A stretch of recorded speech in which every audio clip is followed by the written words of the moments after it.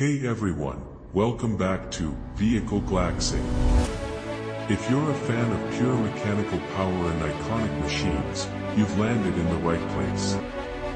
Before we get into the legend behind me, do me a huge favor, hit that subscribe button and join the Vehicle Glaxay family. Don't forget to turn on notifications so you never miss a ride. And if you're a fan of big bore thumpers, smash that like button right now. Today, we're looking at a true icon of the off-road world, the Honda XR600R. Often referred to as the Baja King, this bike dominated the desert racing scene for over a decade. In an era where everything is becoming computerized and complicated, the XR600R stands as a testament to raw mechanical perfection. It's air-cooled, it's carbureted, and it's built like a tank.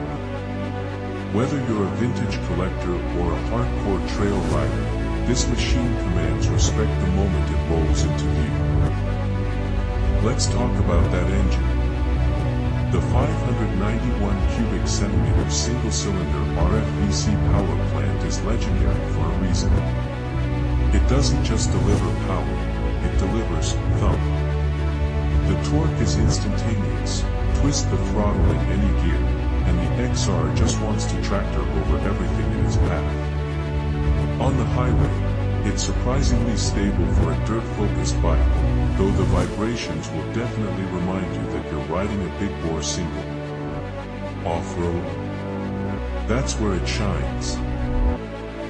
The suspension geometry might be old school, but it soaks up bumps with a plushness that many modern dual sports struggle to match.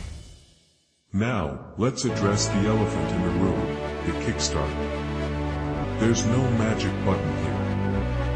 It's a ritual. You have to learn its personality, find top dead center, and give it a solid, committed kick.